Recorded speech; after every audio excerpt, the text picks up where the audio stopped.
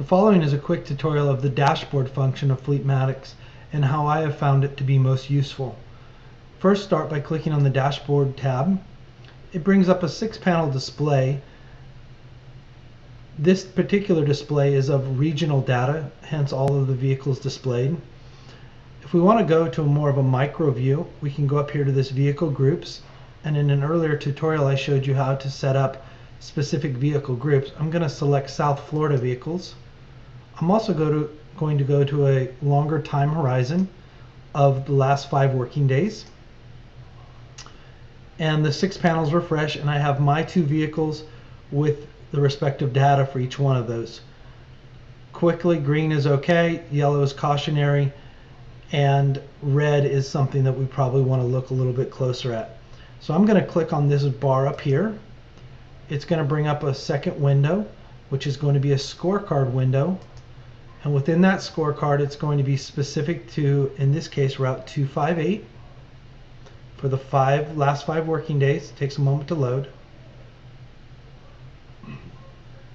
So here we have all of those panels on the initial dashboard broken out here, and it gives a regional ranking. So for idling, Route 258 is 9th in the region, 13th for distance traveled, 14th for number of stops, etc., etc.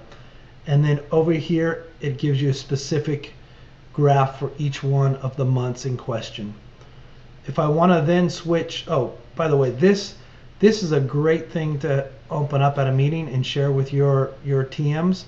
It's a really good single page snapshot view of how they have performed from a logistical or driving standpoint in the last week of business. So this is something that I share with my folks on a weekly basis at our meetings. If I want to look at Route 625, I can do the same thing.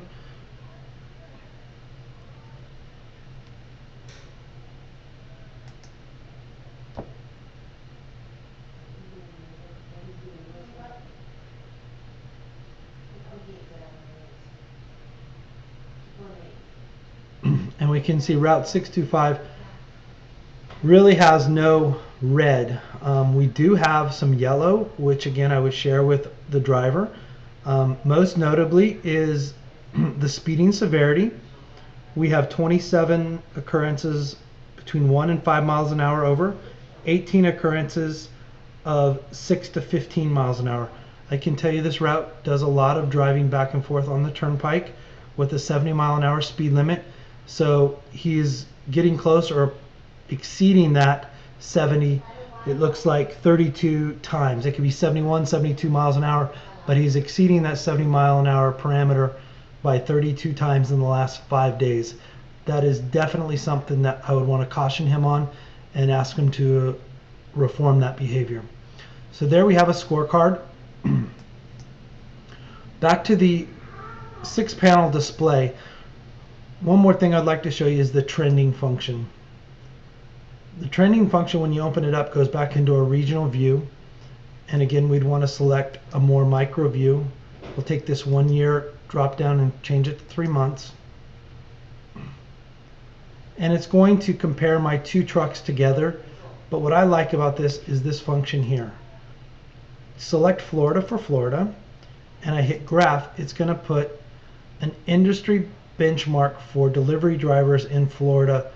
So similar operations to ours, and they're averaging 1 hour of idle time. We are well below that average in both cases. I can then toggle over here and go to any of the panels that we would have seen in the initial dashboard view, and it's going to do the same thing. It is going to give me a industry standard, if you will, or industry benchmark for Florida. I don't want to say that this means we're doing great. It just gives us something to initially compare ourselves to, and we really should look at our starting point here for areas of improvement. So there you have it. That's the dashboard view and how I use it, both from a training tool on weekly meetings and whenever I need a quick snapshot of how the district is doing.